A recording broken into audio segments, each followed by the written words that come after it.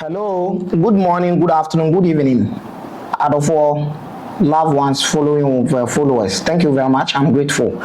We are still on our religious teachings. Thank you very much for being with us. Share the video for us, for a lot of people to learn. Free yourself from the chains.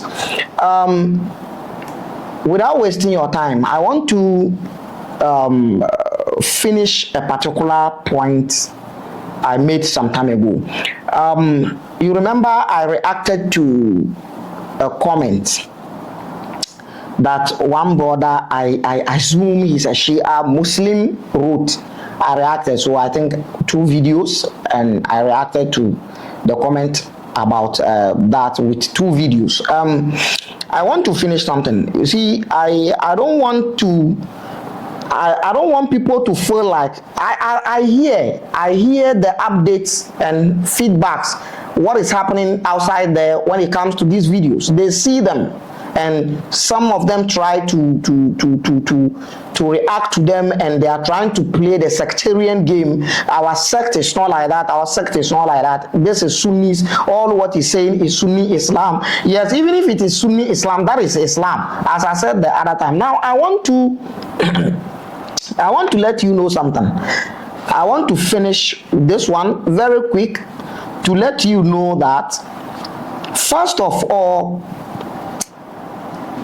the books we read in Islamic or in Sirah, the biography of Prophet Muhammad, most of them, all of the books belong to Sunni Muslims, Sunni scholars. Yes. And you see the confusion, the misunderstanding, the crash, the contradictions they have when it comes to the story and the history of the Prophet of Islam. You've seen it. That is among the Sunnis, among the Sunnah sect. That is your Islam. Now, I want to do this. I want you to understand this. The Shia sect also has the same problem. They also have the same problem. The same problem, Shia. One Shia scholar will say a thing, and the other one will say a thing. When I was discussing the comment that in that particular videos, I mentioned a book which is As-Sahih min Sirat al-Nabi al-A'zam, which is a contemporary book authored by a Shia scholar. Now, this book does not contradict or does not even lambast only the Sunni books. It goes against some Shia books as well. Now, I want to finish this to let you know that among the Shias, there's also confusion when it comes to the story, history of Islam, history of Prophet of Islam, history of the Quran. Everything about Islam, in Sunni Islam, there's confusion. In Shia Islam, there's a confusion. As for the others, because they are minority, they are really minority, so mostly you don't pay attention to them. But when we will discuss the sect. We will discuss the sect, and we will discuss various school of thought. Maliki, Shafi'i, Hanbali, all these guys will be discussed. We will talk about them. But the sect, the way Sunnis are having contradictions and confusions concerning the history of Islam, the history of Prophet Muhammad, the history of the Quran, the same thing Shias are having. Sunnis are now also divided. The Sunnah sect is divided. The same thing applies to Shia sect. There are so many groups in Shia. There are so many groups in Sunnah. See, the Sunni Salafi ideology is different from the Ahl Sunnah wal Jama'ah ideology. Yes, from the Ahl Sunnah wal Jama'ah ideology. The Salafis have different ideology together from the Ahl Sunnah wal Jama'ah.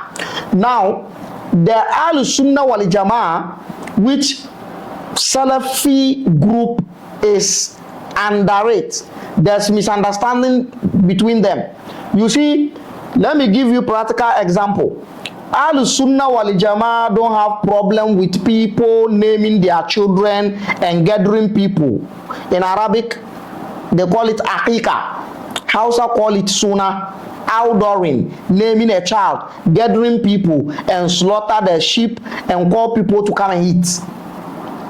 And cook rice for people to come and eat. Sunnah or Al-Sunnah wal Jama'ah, they don't have problem with it. They do all the time. But Salafis are saying naming a child and gathering people to come and eat is not part of Islam. Just to give you few. Okay. Now, let's see some of this misunderstanding with the Shias that the Shias have against the Sunnis when it comes to Prophet of Islam. First of all, I want to tell you this. I want to start with this. I've said it in the other video, but I want to do it properly now. The birthday of Prophet Muhammad, according to Shias, is not Monday 1. And it is not on the 12th of Rabi'ul Awwal. Now Rabi'ul Awwal is now Islamic calendar or Arab calendar. The month starts with Muharram, Safar, and Rabi'ul Awwal. 3rd month. According to Sunnis, Muhammad of Sunnis, Prophet Muhammad of Sunnis, was born on the 12th of the 3rd month of Arab calendar, and it was Monday, but with problem. We've discussed it in the other video. Now, according to Shias, no, he wasn't born on Monday. So Muhammad of the Shias, Prophet Muhammad of the Shias, was not born on Monday. Yanwono Monday. 1. 2. It wasn't on the 12th of the 3rd month. No. It was on the 17th of the 3rd month, which is Rabi'ul Awwal.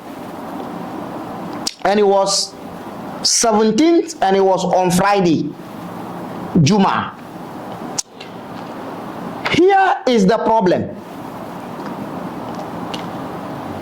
In the second authentic book of Sunni Islam, there is this hadith, the book of Muslim, the authentic book of Muslim. Prophet of Muhammad of Sunnis was asked, Suila an Sawmin Yawmul Itnain. He was asked why he fasted on Monday. Meaning, Muhammad of the Sunnis used to fast on Monday. And he was asked, why do you fast on Monday? Faqala. And he says, ذَاكَ يَوْمٌ وُلِدْتُ فِيهِ. That is the day I was born. I was born on Monday. وَيَوْمُ بُعِثْتُ. It was the same day I was given prophethood. أَوْ أُنزِلَ عَلَيَّ فِيهِ. Or it was the same day, it was the same Monday I was given prophethood. I was given revelation. Nti Sunnah for Muhammad no. Yawunu Monday, 3rd month of Arab 4 calendar, on the 12th. But Shia for Muhammad no, Yawunu Monday, Yawunu Friday, on the 17th of the 3rd month of Arab calendar. One so different Muhammad. Sunnah for Muhammad, Ochini come Monday. Yebisa ni say adanti na Ochini come Monday. Wasi Ochini come Monday because emuna yewo no eya na woda. Wonsu tizongo ya wo Monday. Sunnani, ochini come Monday. Every Monday, most Sunnis fast. Nipan say, wo Sunnani o Muhammad no, wasi yawo me Monday, nti na mechini come. Mpacho Halima, Aisha, Habiba, Sedu, Ibrahim, Yaqub, Abubakar, Garba, Sunnani, we are fasting Monday, yawo Monday. Ebia we are Thursday, yawo Tuesday, and a Wednesday. Or see Monday na yawo minima wodanti na ya fasting. Until logically, until wherever far, and kase ochino come wawoda. You see how you don't even understand your books? You see how you don't understand your books? Ya kase mu malam sunnimu buksa na mu buofu na mu adwa na mu kokwa pai.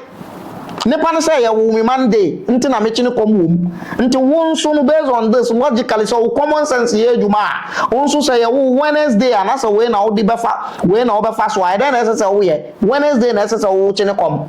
You see how you don't understand your tongues? Wo di achichiru wo pampi obi ade. Okay, that is it. So these are two different people. Shia Muhammad is different, Sunnah Muhammad is different. Now, this also takes us to the Allah.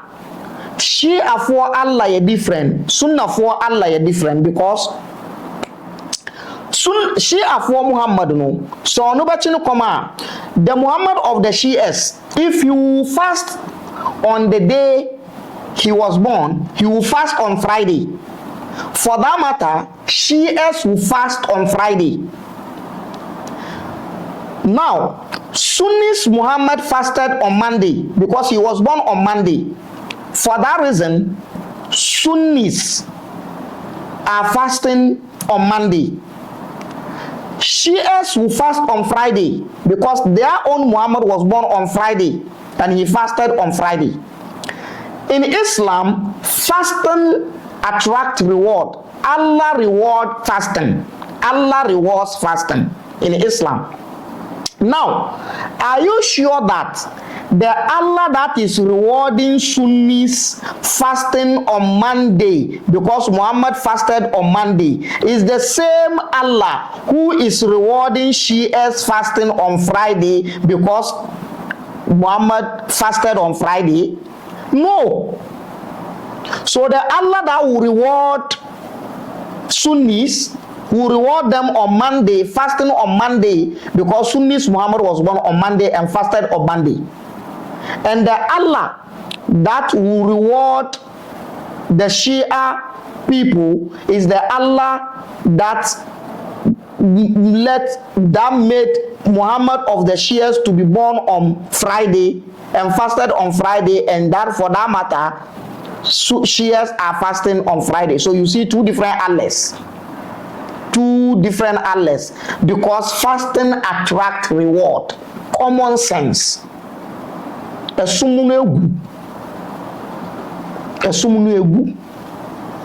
you don't understand say at this point, meaning that we understand it, even though there's more coming. Now, Shadia. So when a whole aspect, me move you to the next level. The marriage of Khadijah. The marriage of Khadijah. You know, we discussed that one. We discussed the marriage of Khadijah, right?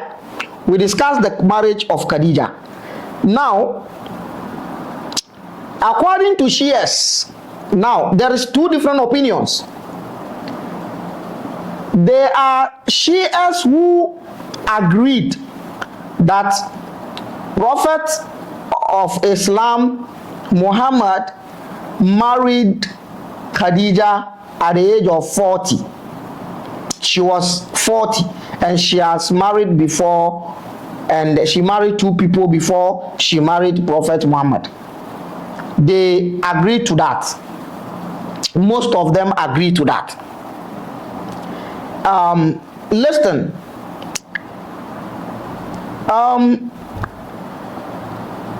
The Shia books that agree to it of the marriage of Khadijah being married Prophet Muhammad at the age of 40 are there. I would love to mention maybe one of the books here, and then we will go on. Where is this book? There is this, I think Majlisi has a book. Actually, you fast forward. I just want to wrap up this one just to let you know that even within the way there's a confusion within the Sunni Islam, there's a confusion within the Shia Islam as well.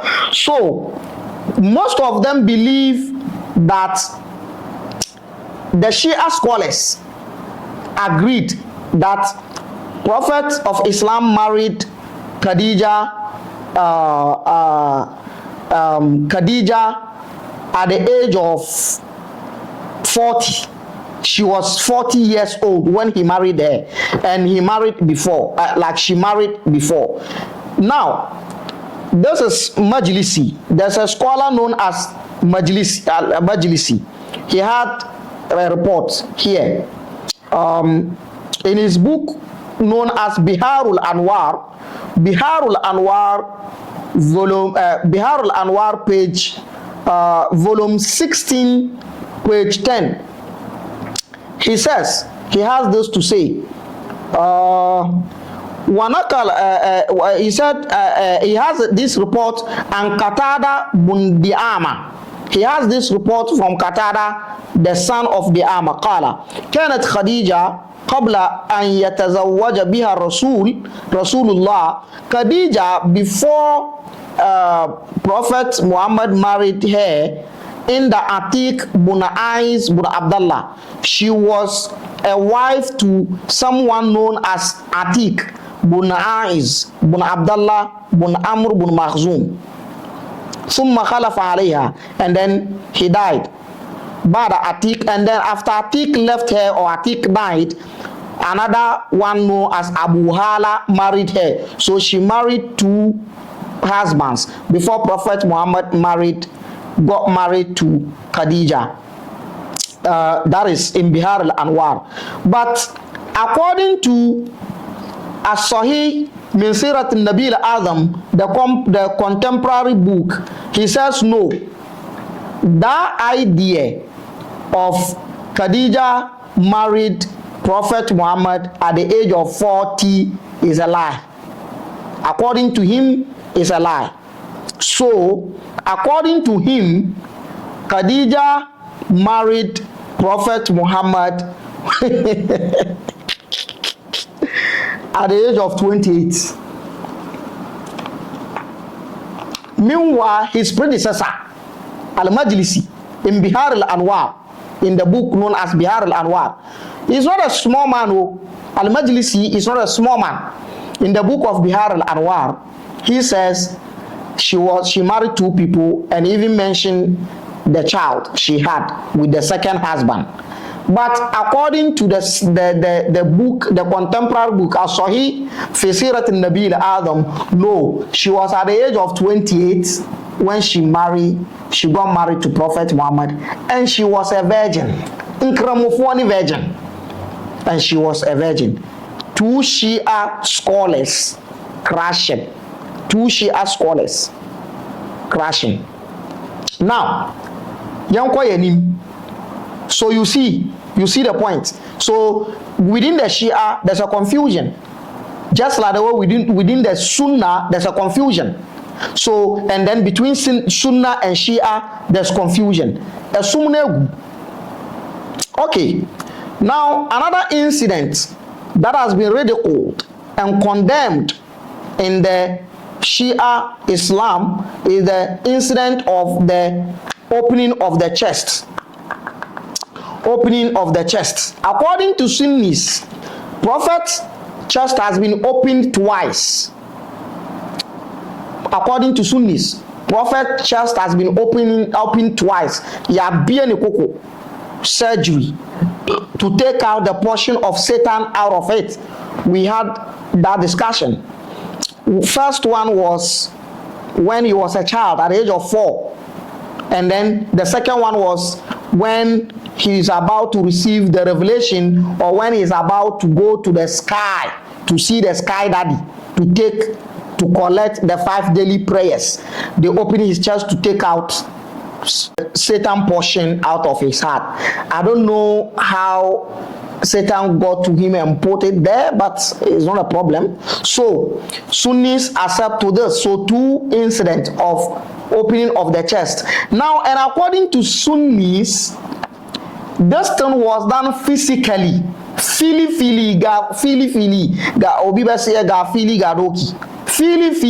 this thing was done physically. So there's a report that Anas bin Malik used to see the sowing sign physically. Anas bin Malik used to see those places on the chest of Prophet Muhammad. So Sunnis Muhammad has his chest opened twice, and it was physical surgery, and the signs is there.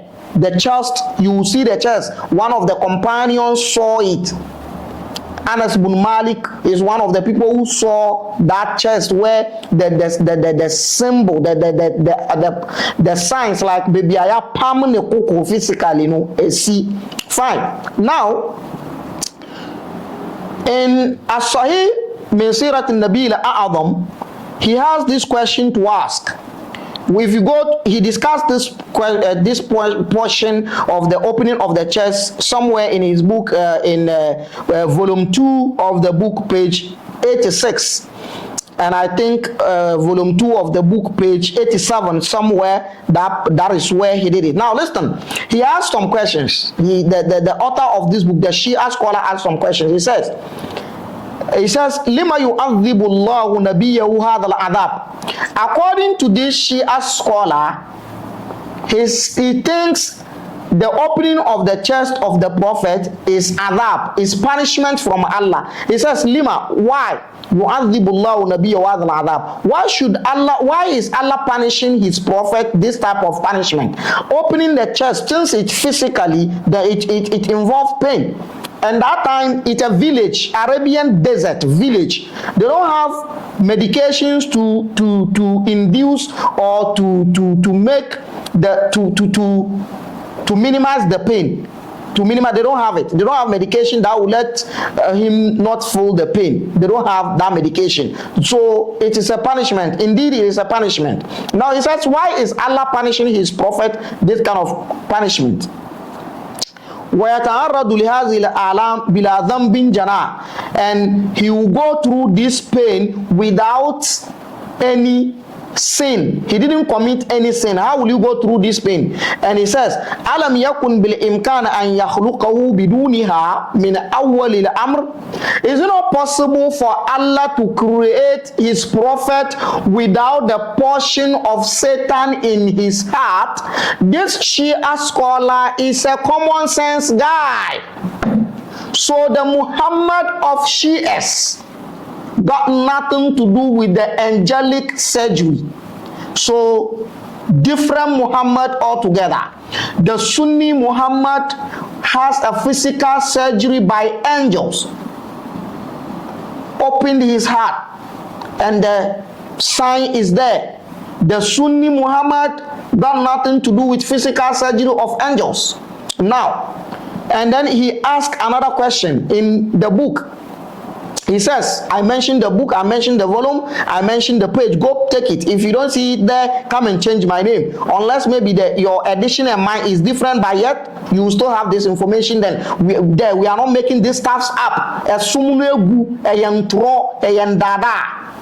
We'll prove it.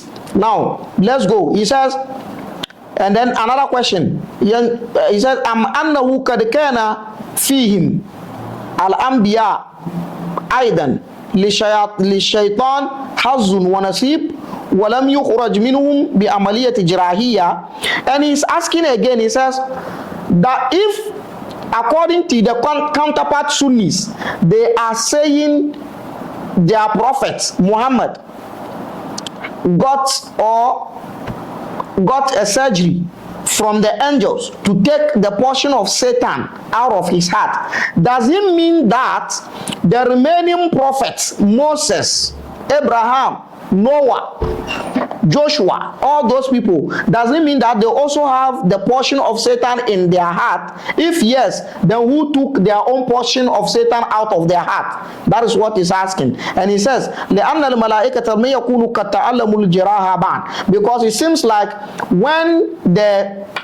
when Abraham and Noah, Moses and Jesus were living, who came, then the angels did not learn how to perform surgery yet. So who took Jesus' portion of Satan from his heart? Who took Moses' portion of Satan from his heart? Who took Abraham's portion of Satan from his heart? This is the question Al-Amili is asking in his book As-Sahih Min Sirat al-Nabi al-Adam. And he proceeds to say, I think that is important question that I want to add, because there are so many things he said here, but I don't want to go into it because so wrapping up, I want to tell you this: two different Muhammad. The Shia Muhammad is different and the Sunni Muhammad is different. The Shia Muhammad has no surgery. No surgery has been done upon his heart. But the Sunni Muhammad, a surgery took place to take a portion of Satan out of his heart. The Shia Muhammad was born on Friday on the 17th of the 3rd month on Arabic calendar. The Sunni Muhammad was born on Monday on the 12th of the 3rd month of Arabic calendar. They are not the same. Now, based on this, the fasting, because the prophet was born on his day, he fasted on his birthday, the day he was born, will attract reward.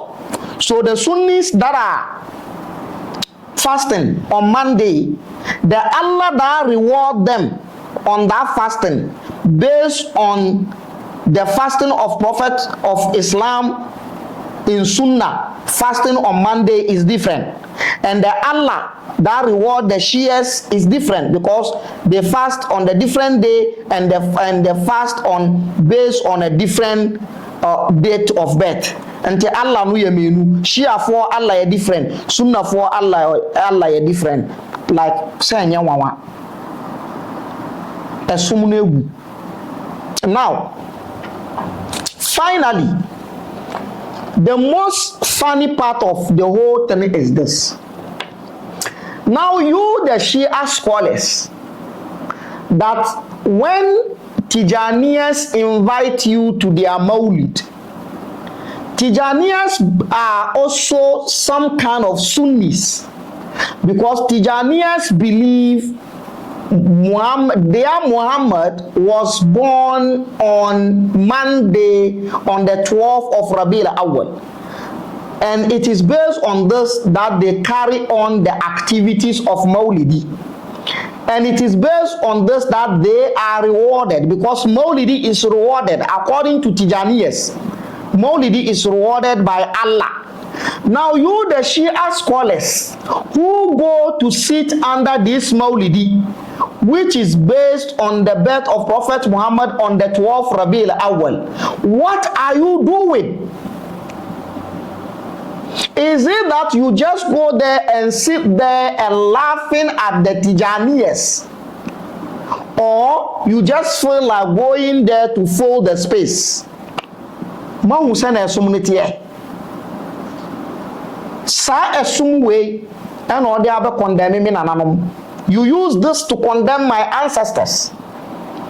You use this to talk all kind of bullshit about my ancestors.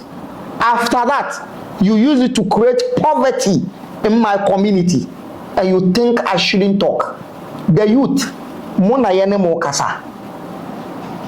Opeati, opeamenti, I'm doing my job. No damn shit religion. Any divine or it is man-made, and it is a lie.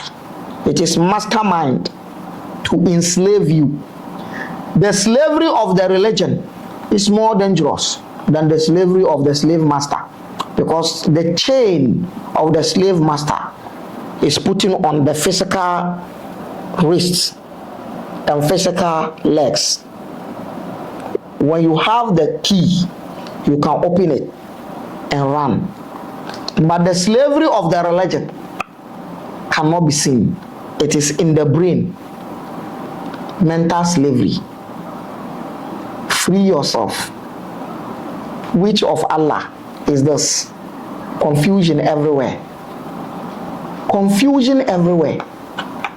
And these guys move on. They got the audacity. They got balls to be condemning people anyhow. Thanks for watching. As you can see, within the Shia community, there's confusion among them about the background of Islam, the background of the Prophet of Islam, even the background of the Quran. I have a lot for you. A lot is coming. That is why I kept on saying that storm is coming. In the Sunni background, the same thing. I'm not using the Westerners books because we use the Islamic scholars book, and some Muslims are saying they are enemies of Islam. How much more using the Westerners books? Madam Ase, share the video for me. Your comment and your suggestion and your motivation is welcome. I remain the prophet of Africa, the descendant of truth. Thanks for watching. Bye-bye.